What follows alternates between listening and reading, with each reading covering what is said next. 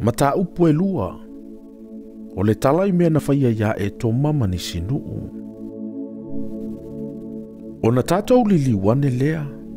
Ma tātou o atu i le vau i le ala i le sami ula ula. E pe ora whetalai mai o Yehova ia te au. E tele lava aso wa tātou si o aile maunga o se ira. O na whetalai mai leo Yehova ia te au o whapea mai. Ua lewa o na utou si o ina le nei maunga. Ia utou lili wane i le tu i mātou. Ia e whai atu i le nuu. Ia whapea atu. O le au tou iane i le tua oi o utou uso. O le whanaunga e sau. O e nonofo i se ira. La tau te matatau ia te outou. Ia outou lava. Awane i outou tau ma i lantou. Awau te le avatu ia te outou sino lantou fasifanua. E le aisina mea tu sa ma se tu langa vae. Awau au avatu le maunga o se ira. O le tofi leo e sau. Tau te whaatau mea e ai mai ante i lantou i tupe. Tau te a ai. O le vai foi tau te whaatau mai ai ante i lantou i tupe. Tau te inu ai. A wawa whaamanuia o Yehova lo watua i ngaruenga uma au lima. Wana sila fia lo usavalinga i le nei vautele. Na iante o Yehova lo watua i o na tausanga e whaanga fulu. E le ai lava se mea na e mativai. Na tātou o anena i o tātou usole whanaunga e sau. O e wana nofo i se ira.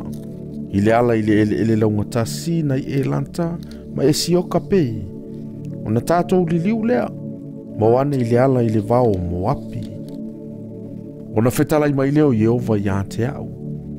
A wai te whaasa wā atu ia mo api. A wafoi e te taua i se taua ma i lantou. A wau te lea watua ia te oesi no na whasifanua e whai mou. A wau au avatu aro i le whanaunga lota a whai mo lantou. Sano nofo ai sa e me maa ana mua. O le nuule malolosi ma le toatele. E maululunga foi e pei o sa ana ki. Wata ua foi i lantou o tangata maululunga. E pei o sa ana ki. A wawa whaingoa ina i lantou o e mema e sa moa pi.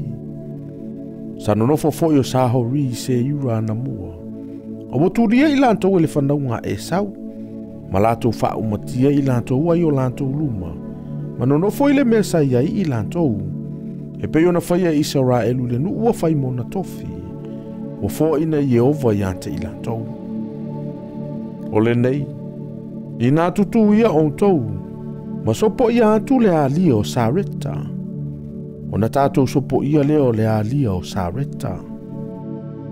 O na asona tātou savavali aina i ka tesa pānea. Wo ine sopo ia atu le alia o Sareta. E tolu se fulu ma le valu o na tausanga ia. Wo ina wha umatia o lea tūpulanga o tangata tau ai le tongala wapi. E peo na tauto ai o Yehova i ante i lantou. A wawo o i ante i lantou le a au Yehova. E wha umai ia i lantou ai le tongala wapi. Wo ina wha umatia i lantou. Wai ufo i ina wa wha umatia i le oti o tangata tau umalava ai le nuu. Ona whetalai mai ai leo Yehova i ante a ua whapea mai. O le aso nei e te uia ne ai i auro le tua oi o Moapi. E whaalatala tu fo i e Feagaiga ma le whanaunga a moni. A wane e whaasa wāia i lantou. A o fo i e te tau ma i lantou. A wau te lea watu i ante o esi na whasifanua o le whanaunga a moni e whai mou. A wau o watu ai le whanaunga lota e whai mo lantou. Na ta ua fo i leo le nu o tangata mawalulunga. Sa nonofo ai tangata mawalulunga na mua. Wa whaingoa ina fo i lantou e sa amoni. O sa masuma. O le nuule malolosi ma le toatele. E mawalulunga fo i e peo sa anaki. A ua whaumatia i lantou e Yehova i o lantou luma. Na lantou tulia fo i lantou. Ma lantou nonofo i le mesa iai i lantou. E peo na whaia. E ia i le whanaunga e saue o nonofo i se ira. Ina ua wha umatia e ia o sahori ai o lātou luma. O lātou tulia i lātou, Ma lātou nonofo i le mea sa lātou iai, wo o mai lava i ona pōnei. O sanga vi fo isa nonofo i hase rima, e o atu i kasa, o sa kafatori, na o mai kafatori, o wha umatia i lātou, o lātou nonofo i le mea sa iai i lātou.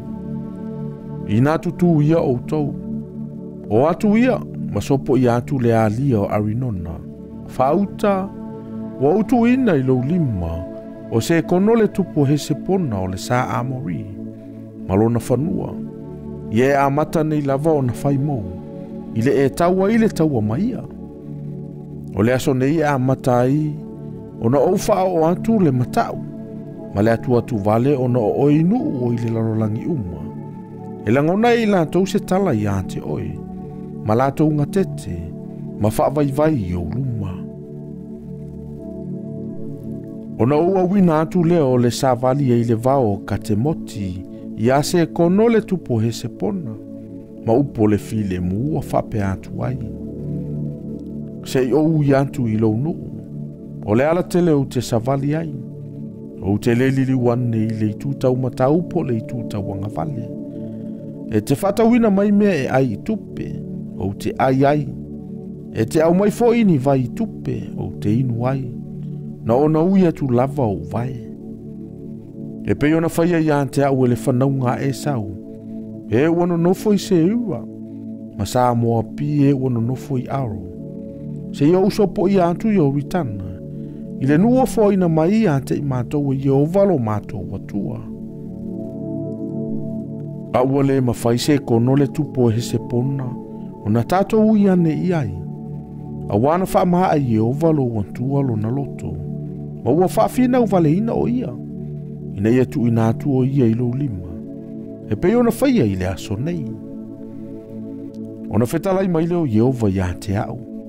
Whaauta, wa utu ina atu nei lava o se kono malona nuu i ate oi. Ia e whai nei lava maulona nuu. Ona lātou o mai leo se kono malona nuu umai. Whawheta ia i ante i tātou e tauma i tā ua. Ia esa. Na tu ina mai fo i lātou i o valo tātou atua i ate i tātou. Ona tātou whawhasia i le i ante ia. O nā tali. Atoa malona nuu umma. Ona tātou wa e ai leo na a ai umma i o na pō. Ma tātou wha umati o tane ma whawhine. Ma tamaiti a ai umalava. Wale ai se tasi na tātou whatoina. Na o manu na ave ma tātou, atoa ma vete a ai na tātou whaoa. E afua mai aro eru. O ile au vai o le alia o arinona. Ma le a ai le alia. Wo antu i kiliata. E le ai lava se a ai na sililo lātou malosi lo tātou. Wo fo ina mai uma i o valo tātou atua i ate i tātou. Na ole nu o le whanaunga a moni. Wa ele o iai, o se mea e tasi e latalatane i le alio i a poka. Po a ai o i le maunga, po se mea na vavao mai ai i ovalo tātou watua.